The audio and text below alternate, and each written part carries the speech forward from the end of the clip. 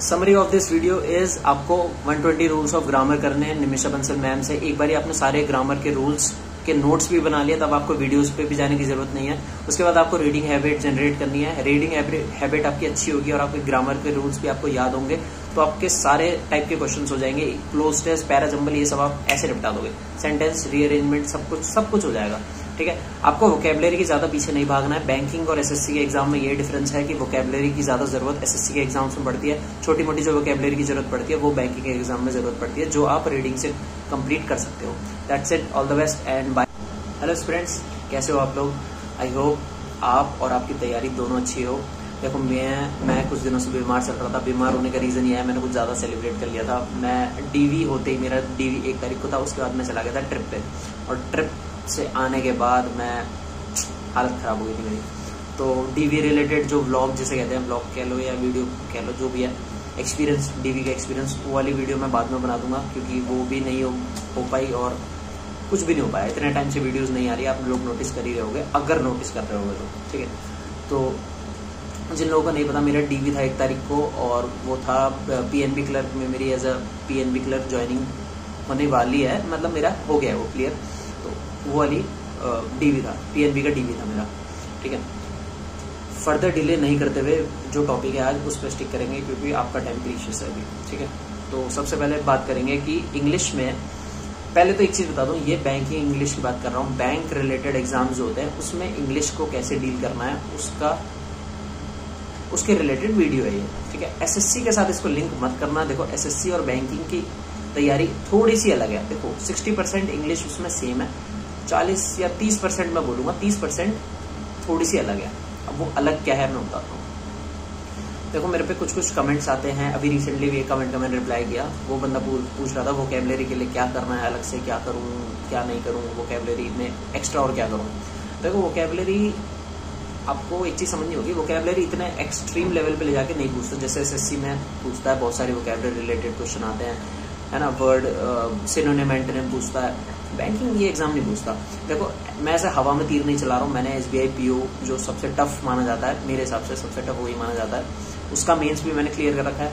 मैंने सबसे इजी वाला जो आईबीपीएस क्लर्क मेंस माना जाता है, शायद आरआरबी के एग्जाम, सॉरी मैं देता नहीं हूँ। ठीक है, आईबीपीएस क्लर्क मेंस में मेरे हिसाब से जाना जाता है, वो भी मैंने क्लियर कर रखा है। तो मैंने दोनों में इंग्लिश का आईबीपीएस पीओ मेंस भी दे रखा है, मैंने वो भी क्लियर कर रखा है। बस ये बता रहा हूँ, हार्ड और इजी वाले दोनों में मैंने नोटिस किया कि इंग्लिश जो है ना, उसमें वोकेबलरी का रोल उतना नहीं होता है। ठीक ठाक वोकेबलरी आती है। उसको कैसे पढ़ोगे आप? सिर्फ रीडिंग कॉम्प्रिहेंशन से भी, जब आप रीडिंग कॉम्प्रिहेंशन पढ़ रहे होते हो, रीडिंग पैसेज पढ़ रहे होते हो, एडिटोरियल पढ़ रहे होते हो, तब आप जो वर्ड सामने आते हैं बस उसको 1-2 बार पढ़ लिया ना, आप समझ पा रहे हो, उतना में आपका काम बन जाएगा। आपको वोकेबलरी से, देखो मैं जब तैयारी जब स्टार्ट करी थी ना, मैं करता था हार्ड वर्क। ठीक है, बिना किसी मतलब प्रॉपर रिसर्च नहीं करी, प्रॉपर ट्रेंड सेट, मतलब जो ट्रेंड सेट होता है ना, जैसे कैसे टाइप के क्वेश्चंस आ रहे हैं, question paper, previous year question paper नहीं देखता था मैं। बस पढ़ रहे हैं कि वोकेबलरी भी कर लेंगे, ये भी कर लेंगे। देखो यार, ये एग्जाम्स ना टॉपर ये नहीं निकाल पाते हैं, क्योंकि टॉपर का क्या होता है ना, मैं सब कुछ पढ़ूंगा। निकाल सकते हो आप, ऐसे भी निकाल सकते हो, बट आप अगर स्मार्ट स्टडी कर रहे हो ना, हार्ड वर्क और स्मार्ट वर्क में जो फर्क होता है वो अगर आप समझ पा रहे हो, तो आपके लिए थोड़ा सा आसान हो जाएगा। और आसान रास्ता किसको नहीं पसंद, है ना।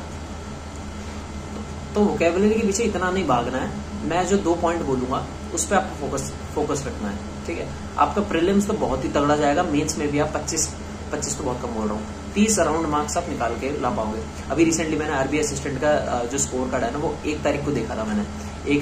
1 मई को जब मैं डॉक्यूमेंट वेरिफिकेशन के लिए गया था, वहां पे मुझे पता लगा कि आरबीआई असिस्टेंट का स्कोर कार्ड आ चुका है, जबकि मैंने देखा भी नहीं था। वो आया था 17 अप्रैल पे शायद। ठीक है, तो उसमें मेरा स्कोर था इंग्लिश में 32, और उसके जो प्रीलिम्स था उसमें मेरा स्कोर था 35। ठीक है, 40 में से 32, और प्रीलिम्स में था, मैं स्कोर कार्ड डाल दूंगा। ठीक है, आपको हो सकता है यकीन ना हो। ठीक है, बस मैं ये बता रहा हूँ कि 2 चीजें किस पे फोकस करना है आपको। सबसे पहले सबसे इंपॉर्टेंट चीज के बारे में बात करेंगे, वो है grammar rules. 120 rules of grammar bye Nimisha Bansal ma'am. Radhe Radhe, सब कंप्लीट। आप एक बारी वो बुक, मतलब एक बारी वो वीडियो देख लो। ठीक है, उस टाइम पे नोट्स मत बनाना, एक बारी आप बैठ के देख लो खाली। उसके बाद एक और बार देखना, वो 8 घंटे, शायद 8 घंटे की वीडियो है। आप इतना तो इन्वेस्ट कर सकते हो, एक बारी में इंग्लिश को डील कर लोगे, उसमें ज्यादा फिर कुछ करना नहीं है। मॉक टेस्ट में देना है, बस आपको मॉक टेस्ट देना है। उसके बाद आपने बैठ के एक बारी पूरी देख ली, उसके बाद नोट्स बना लिया, उसके बाद आपको दोबारा वीडियोस में नहीं जाना, आपको नोट्स से पढ़ना है आपने। हो सके तो पहली बार में बना सकते हो, कोई ऐसी बात नहीं। मैंने 2 बारी देखी थी वो वीडियो, ठीक है, क्योंकि मेरे को आवाजें ज्यादा अच्छे से याद रहती हैं। तो ये तो हो गई ग्रामर रूल्स के बारे में। जब आप रूल्स आपको मेमोराइज हो जाते हैं ना, तब आप जब रीडिंग करते हो तो आपको दिख पाएगा, आप रूल्स सब देख पाओगे कि हाँ इसके बाद ये आता है, इसके बाद ये आता है, तो आपको रूल्स एकदम अच्छे से दिमाग में सेट हो जाएंगे, क्योंकि आप प्रैक्टिकली सामने देख पा रहे हो कि ये रूल्स का यूज देख रहे हो। फिर जैसे ही आप पैसेज समझने लग जाओगे ना, इंग्लिश में पूरा खेल यह है कि आप कितना समझ पा रहे हो। लैंग्वेज है इंग्लिश, उसको आप कितना समझ पा रहे हो, वो है, वहीं का ही खेल है बस, ठीक है। आप जैसे ही समझने लगोगे ना हर चीजें, हर ग्रामर का, रूल्स का, कहाँ पे क्या होता है, तो आपको एरर्स भी दिखने लगेंगे। आप जैसे रीड करोगे आपको एरर्स दिख जाएंगे।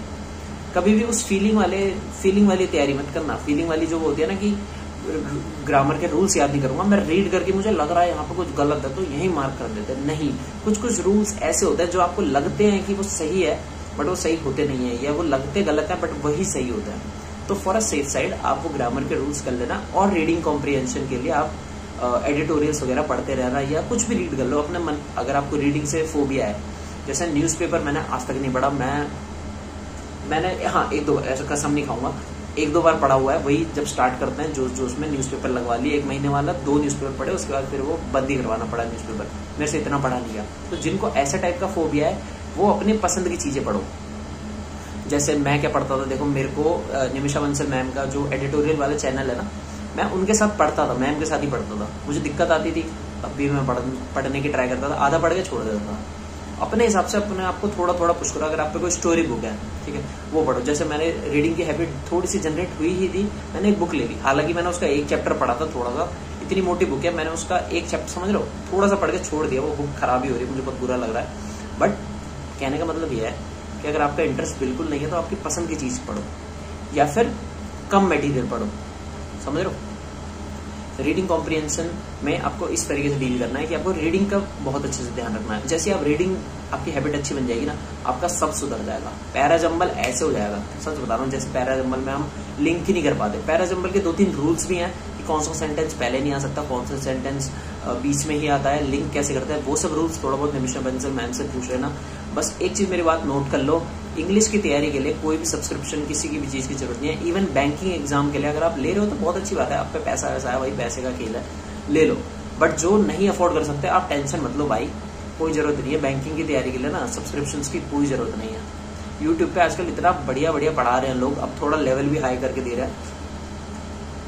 बाकी इंग्लिश और रीजनिंग के लिए अगर आपने बेसिक्स पढ़ लिया ना, आप कितना भी घुमा लो, आप एडिशन एक बार सीख लिए, अब 4 डिजिट का दे लो, 10 डिजिट का दे लो, आपको बस स्पीड बढ़ानी है अपनी, सॉल्व आप कर ही लोगे, ठीक है। 2 ही चीजों का ध्यान रखना है। मैंने इसको बहुत ज्यादा खींच दिया, आई थिंक वो बस खींचने का रीजन जनरली ये होता है कि मैं आपको कन्विंस कर रहा हूँ, ठीक है।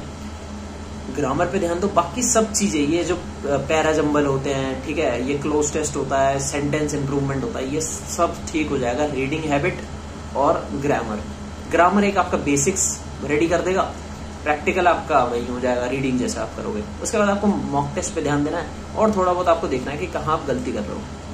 इंग्लिश कुछ टफ नहीं है, इंग्लिश इज फ्री के मार्क्स। SBI PO में जो मेंस होता है उसमें मैथ्स और रीजनिंग इतने टफ आते हैं कि उन दोनों को जोड़ के लोग कुछ 10 नंबर ला रहे होते हैं, 15 नंबर ला रहे होते हैं। मैथ्स और रीजनिंग के दोनों को नंबर मिला के मैं बता रहा हूँ 10 या 15 ला रहे होते हैं। इंग्लिश में वो बंदे 40 खींच रहे होते हैं, 35 खींच रहे होते हैं। GA में फिर और अच्छे नंबर भी ला रहे होते हैं। तो इंग्लिश को बहुत अच्छे से टारगेट करते हैं लोग, तो आप पीछे ना रह जाओ, इसलिए ध्यान रखना इन बातों का।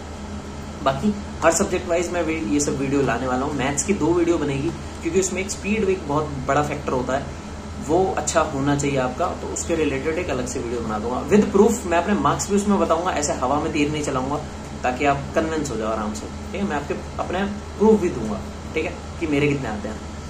तो बाकी पढ़ते रहो यार, कोई डाउट हो तो मेरे को कमेंट सेक्शन में पूछ सकते हो। बाकी इंस्टाग्राम हैंडल है, इस पर भी अगर कुछ पूछना, जैसे मेरे को अब 1-2 डाउट आने लग गए हैं तो पूछ लेना आप, कोई दिक्कत नहीं है, ठीक है। चलो पढ़ते रहो एंड ऑल द बेस्ट। और तबीयत का ध्यान रखो यार, तबीयत अगर अच्छी रहेगी तो आपका दिमाग अच्छा रहेगा, और थोड़ा बहुत वर्कआउट हो सके तो कर लो। बाकी फिजिकल एक्टिविटी कोई भी तरीके है कि आप वॉक पे चले जाओ, कुछ भी करो, बट अपनी सेहत का अच्छे से ध्यान रखो, क्योंकि जब सेहत खराब होती है ना तो आपके काफी सारे दिन खराब होते हैं। यहाँ का जो स्ट्रेस होता है ना, वो थोड़ा सा आप मैनेज कर सकते हो, सो गए, खेल लिए थोड़ा, बट फिजिकल हेल्थ है ना, आपको पढ़ने नहीं देगी। तो फिजिकल हेल्थ का बहुत अच्छे से ध्यान रखना, ठीक है। चलो all the best and bye.